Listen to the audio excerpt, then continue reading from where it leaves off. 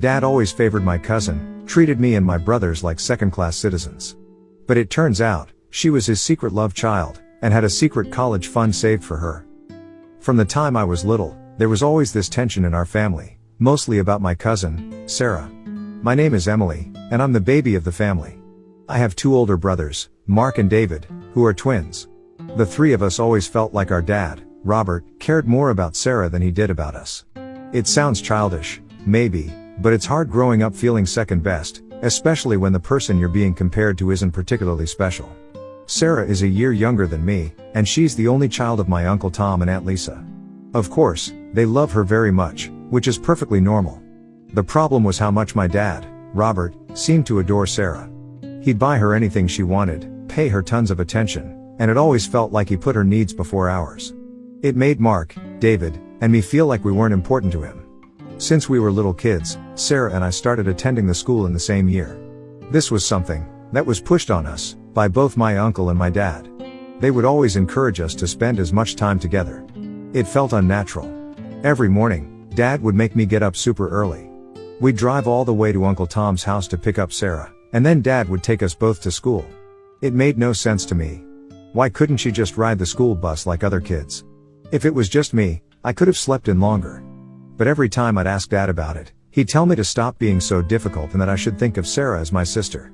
It made me feel like my feelings weren't important, that I was just supposed to go along with whatever he wanted. At school, Sarah always wanted me to play with her, to be with her all the time. She was a quiet kid, didn't have a lot of friends. Me, I had my own friends, and I liked spending time with them. Sarah didn't like that. After school, when Dad picked us up, she'd always tell on me if I hadn't spent lunch with her. Dad would get mad at me, say I should be nicer to my little sister. I'd just roll my eyes. It really bothered me how much he seemed to favor her over his own kids. My Uncle Tom and Aunt Lisa never seemed to see anything wrong with any of this. My dad and Uncle Tom have always been close. They're only a couple of years apart, grew up doing everything together. Uncle Tom was the older one, so he taught Dad a lot of things: how to ride a bike, how to shave, how to fix things on the car. Their own dad wasn't around much, so they really relied on each other. That's why they always wanted our families to be together, all the time.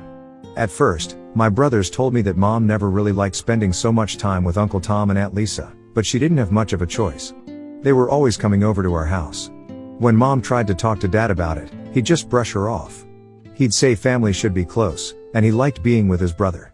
Mom didn't mind Dad spending time with Uncle Tom, but she felt like she had to be friendly with Aunt Lisa, too, since she was always there. I think some people just don't connect, and that's how it was with Mom and Aunt Lisa. Mom thought Aunt Lisa was too loud, talked too much, and seemed to flirt a lot with other men. This was understandable, as Aunt Lisa and my Uncle Tom, back then, had a different kind of marriage, where each one of them could freely flirt and have relations with anyone. My aunt would tell my mother the details of her encounters. This made my mother very uncomfortable. She always told us that it was inappropriate to have such talks around kids. My brothers told me that is why whenever my aunt and uncle would visit, she would make them go outside and play with other kids. Dad never seemed to have a problem with my uncle and aunt's marriage. He would laugh, hearing stories about their encounters. The year Mom was pregnant with me, Aunt Lisa told her she wanted to have a baby, too. But she and Uncle Tom had been having trouble.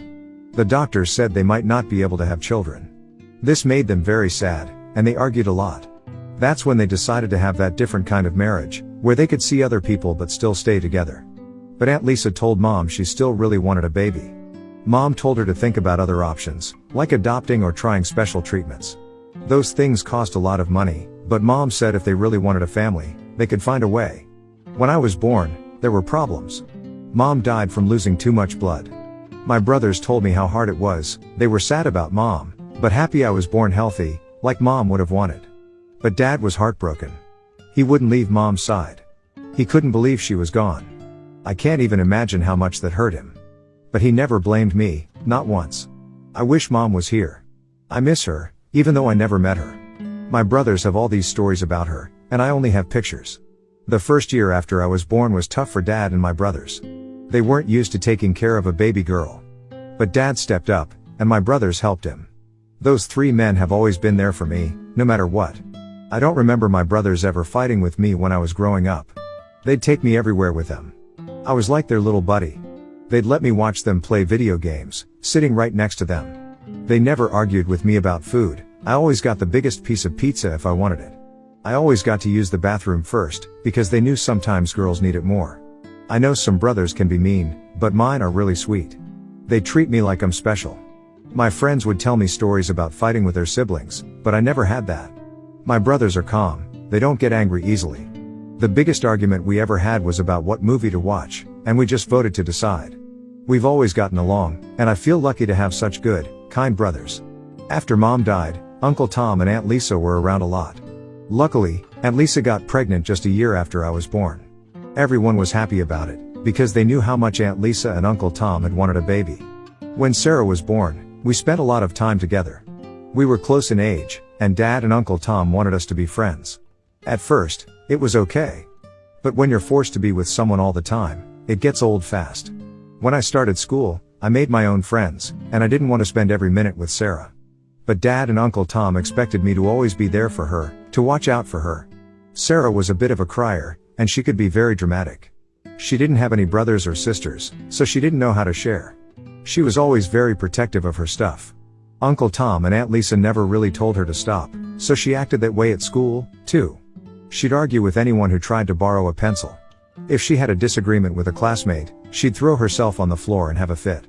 Kids don't like that, so they stopped playing with her, or they'd just stay away from her. When she'd complain to her parents, they'd blame the teacher or the other kids, instead of saying anything to Sarah about how she was acting. Because I had to spend so much time with Sarah, I started to lose my temper with her. She wasn't easy to be around. If she wanted to watch a certain TV show, that's what we had to watch, even if I didn't like it. If she wanted to eat at a certain restaurant, I had to agree, even if I didn't want to, or she'd have a tantrum. One time, I was going to the birthday party but the invite was only to me. My aunt cornered me and my dad that day. She wanted me to take Sarah along with me. She said, I was very selfish for not wanting to take my cousin with me. I was starting to argue with my dad a lot, because I was tired of always being around her. Sarah also had this annoying habit of flirting with the guys I liked. If she saw me talking to a boy, she'd come up and introduce herself as my sister, saying how close we were. Then she'd tell these embarrassing stories about me from when I was little, like they were funny. One time, I had a crush on a boy named Ethan. We were starting to get close, talking a lot after school. One day, Sarah saw us together and marched right over. Hi, I'm Sarah, Emily's sister. She announced, putting her arm around me in a way that felt totally fake. Then she started telling Ethan about the time I accidentally wore my pajamas to school because I was so sleepy. Ethan looked uncomfortable, and I was mortified. I glared at Sarah, and she just smirked back at me, like she'd won some kind of game. I walked away from her, from all of this. When my brothers finished high school, they knew Dad didn't have a lot of money saved for college. So they both worked really hard to get scholarships. They still had to take out loans to pay for everything. I knew I had to do the same thing. I had to get good grades and get into a good school. So, the last 2 years of high school, I didn't hang out with my friends as much. I studied a lot. Sarah would text me, call me, wanting to hang out. I'd ignore her. She'd tell me I was wasting my time, that people our age should be having fun. She kept telling me to have fun and live a little. One time, she even showed up at the library while I was studying, demanding that I leave with her to go to a party. I told her, firmly, that I had to study and that she needed to respect my priorities. She rolled her eyes and called me a goody two-shoes, storming off in a huff. I just sighed and went back to my books, feeling a mix of annoyance and a tiny bit of guilt, though I knew I was doing what I needed to do. When I graduated, I got accepted to 2 really good universities. I had to choose. One of the universities was in the same city where Sarah was going to school. My family expected me to pick that one. Sarah was so excited. She kept talking about how we'd get an apartment together, go to classes together, have so much fun. It made me cringe. I liked Sarah, but I didn't want to spend all of college stuck with her. So, I chose the other university, the one farther away. I didn't even talk to Dad about it. I had a scholarship, and I was the one taking out the loan, so it was my decision. When Dad found out, he was angry. He tried to make me change my mind. I told him it was my life, my choice. He said he was disappointed, that I was choosing another school just because I didn't want to be with Sarah. He said having a sibling like Sarah was a great thing. That made me mad. I told him I did have siblings, my brothers, and I loved spending time with them. I told him to stop trying to force me to be with Sarah, that I was an adult now, and I needed to make my own decisions. Uncle Tom and Aunt Lisa were mad, too. They called me, saying how much Sarah had been looking forward to living with me, how it would have made college so much better for her. But I didn't care. I was happy with my choice. The day I was packing my boxes, getting ready to move into the dorm, I heard Aunt Lisa's car pull up. It wasn't unusual. Since my brothers moved out, she'd sometimes come over to see Dad, or cook for us. Usually, I'd try to be out of the house when she was there. But this time, I was home. I locked myself in my room and stayed quiet, hoping Dad would think I was asleep and wouldn't call me down. I could hear them talking and laughing. I got curious, so I peeked out of my room, like any kid would, and tried to hear what they were saying. That's when I heard Dad say something about a college fund. That got my attention. I crept downstairs, trying to hear better. I heard Dad tell Aunt Lisa that he'd been saving money for Sarah's college for a long time. He said Sarah would never have to take out a loan, that he had it all taken care of. I just stood there, shocked. What was he talking about? Dad had never said anything about a college fund to me or my brothers. Why would he do that for Sarah? I felt so hurt. Why would Dad do that for Sarah's school and not even talk to me about it, not even think about how I was going to pay for college? I went back upstairs and called my brothers. I asked them if they knew anything about this. They were just as shocked as I was. They asked me if I was sure about what I heard. I told them I was. The three of us tried to figure out why Dad would do that, but we couldn't. Then, something just clicked in my head. I knew I could say anything to my brothers, so I just asked, do you think Sarah is Dad's daughter? My brothers were quiet. Then David said it was impossible. But Mark was quiet for a longer time. When David asked him what he thought, Mark said he'd wondered about it before, too. He said there was no other reason why Dad would be so close to his brother's daughter. Mark said Sarah looked a little like us, with our dark brown hair from Dad, not like Uncle Tom's blonde hair. I know that can just happen with genes, but we knew there was something about how Dad acted with Sarah that had always confused us. I decided I was going to find out the truth. My brothers asked me how. I told them I was going to get some of Sarah's hair, secretly, and get a DNA test. We had to know. If she wasn't Dad's daughter, then fine, we were wrong. But if she was, then we needed to know. Mark and David didn't really want to, but they agreed. They told me to be careful, so no one else would find out. That week, I asked Sarah to hang out. I got some of her hair that had fallen on her jacket, without her knowing. I felt bad, like I was doing something wrong. But I had to know the truth. Waiting for the DNA test was awful. I kept hoping I was wrong, because I didn't know what I'd do if Sarah was my sister. The day finally came. I got the DNA test results. It said Sarah was my sister. We had the same father.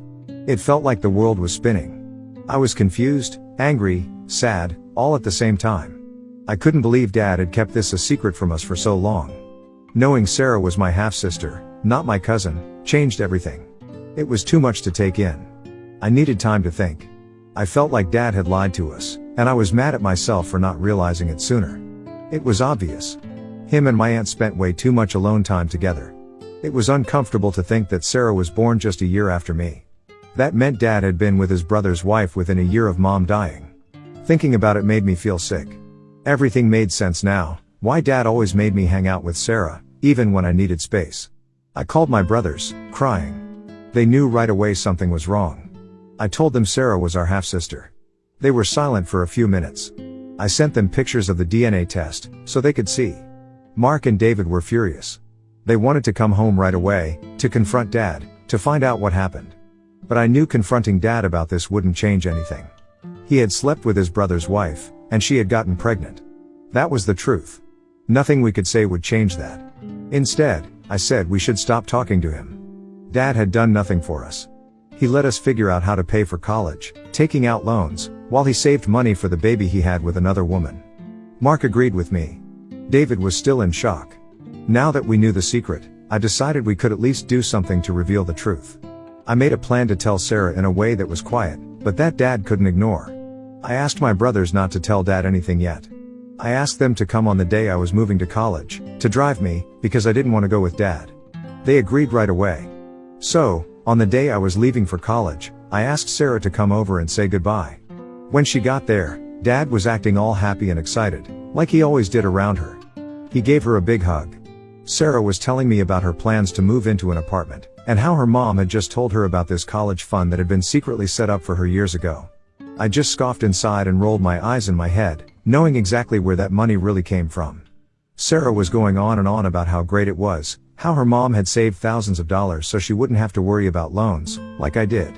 I bit my tongue, trying not to say anything. My brothers stood up. When Mark and David pulled into the driveway, they didn't even say hello to Dad properly. You could feel the tension. Dad tried to talk to them, but they gave him the cold shoulder. This was different for us. We'd always been respectful to Dad. But after finding out this secret, we couldn't even look at him the same way. My brothers ignored him, basically, while they packed my stuff into the car. I helped them a little. Once everything was loaded, I turned to say goodbye to Dad. He reached out to hug me, but I took a step back, so he couldn't. He stopped, looking hurt. He asked if something was wrong. And that's when I looked him right in the eye and said, "I wish Mom was here." He looked confused and hurt, but I didn't care. After the kind of secret he'd hidden from us, I wanted to yell at him, to scream, but I held it in. I hugged Sarah goodbye, and I slipped her an envelope. I told her to open it in front of Dad, after I drove away. She nodded, like she understood, and said goodbye. As we drove away, I knew this was going to cause a huge problem in our family, but the truth had to come out. Sarah needed to know the truth about her mom and our dad. As a backup plan, I also sent a picture of the DNA results to Uncle Tom. I didn't want him to be in the dark. Just like I expected, within half an hour, my phone started ringing constantly. My brothers were getting calls, too, from Aunt Lisa and Dad. They were obviously trying to call us, to explain, but they never picked up. Then Uncle Tom called. I decided to answer, because I knew how shocked he must be. He asked me, straight up, if the test was fake. I felt this wave of emotion, and I told him I wished it was fake. I told him how much this news had hurt me and my brothers, how it changed everything we thought about our dad. Uncle Tom took a deep breath, and then he asked me if I was okay. I could hear in his voice that he was really worried, and that's when I started crying. Uncle Tom had always been important to us, and I hated being the one to tell him this bad news. But even though he was hurting, too, he was still kind, asking me how I was doing. Uncle Tom comforted me. He told me I hadn't done anything wrong. He thanked me for telling him the truth. Now that I'm in college, and my brothers are gone, I've had time to think about how much this has changed our family. It feels like I did something wrong. I'm scared about what's going to happen to us. Am I the bad guy for telling my cousin the truth? Did I do the right thing? Update 1. Everything has been turned upside down since the truth came out. It's been complete chaos in my family. I learned that Sarah and Uncle Tom moved out of their house very quickly. They don't want anything to do with Aunt Lisa now. Aunt Lisa's reaction has been awful. She's been sending me text messages, one after another. Some of them are really mean, accusing me of all sorts of things.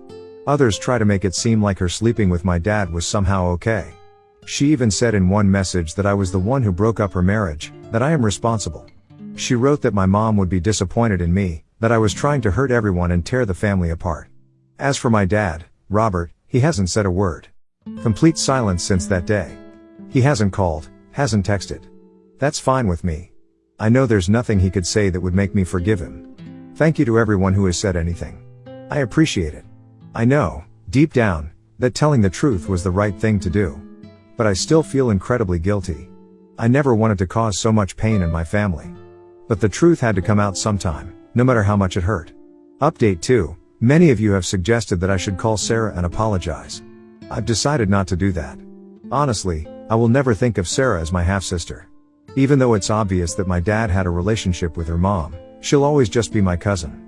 That doesn't mean I dislike her, I don't. I was just always made to look after her, to play with her, and maybe that made me a little resentful. But I truly hope she's happy and that she can get past all of this. Also, some of you have different opinions about why I stopped talking to my dad, Robert. Some of you want me to listen to his side of things. But why would I? Imagine if your parents slept with their brother or sister's husband or wife, and had a child. And then they kept it a secret for years, making you be friends with your cousin just so they could see that child without anyone knowing. Would you be alright with that? Because I'm not. I've thought about this a great deal, and I can't forgive that kind of betrayal. Update 3. I wanted to share what's been happening with my family. Uncle Tom and Sarah came to see me at college. I was pretty nervous about meeting them. But as soon as Uncle Tom saw me, he gave me a warm hug, which made me feel a little better. Sarah and I said hello politely, but it was a bit awkward. We sat down to talk, and Uncle Tom told me that he'd stopped all contact with my dad, since that day. It was sad to hear, but I wasn't surprised, considering the affair my dad had with his wife. The conversation was difficult, but it also felt like a kind of ending, knowing that Uncle Tom had made a decision for himself. Uncle Tom then told me he was going to be divorcing Aunt Lisa. He asked if she had contacted me. I showed him some of the messages she'd been sending. He got very angry. He took pictures of those messages and said that he and his lawyer would handle it. I was surprised he already had a divorce lawyer. Uncle Tom explained that he couldn't stay with her after she had betrayed him like that. I nodded. I understood how he felt. Sarah then asked how I was doing in college. I told her I was doing okay. She asked if I already knew that the college fund her mother talked about had actually been set up by my dad, for her. I nodded and told her that I had heard the conversation that evening her mother had come over alone to talk to my dad. That's what made me suspicious about them in the first place. Sarah then told me that she had given all of that money back to my dad, and had asked him to never contact her again. She said she thought their whole affair was incredibly strange and unsettling, and she couldn't accept anyone else as her father. I told Sarah that she did the right thing, especially since my dad hadn't even admitted he was wrong, even now. Uncle Tom made a face, clearly still furious, and told me how the night he found out everything, he had driven to my dad's house, ready to hit him. But Sarah stopped him, and because he loved her so much, he didn't do it. Otherwise, he said, my dad would be dead. I understood how frustrating it must have been for him, to have raised his daughter for so long, only to find out that his brother was the one who did it with his wife. What my father had done was the worst kind of betrayal between brothers. After talking with Sarah and Uncle Tom, I feel much better about my decision to stop talking to my dad. As for my brothers and me, we're doing fine. The three of us are family, and we'll always be there for each other. I talk to them regularly, and we're planning on getting jobs in the same city later on, so we can all live together.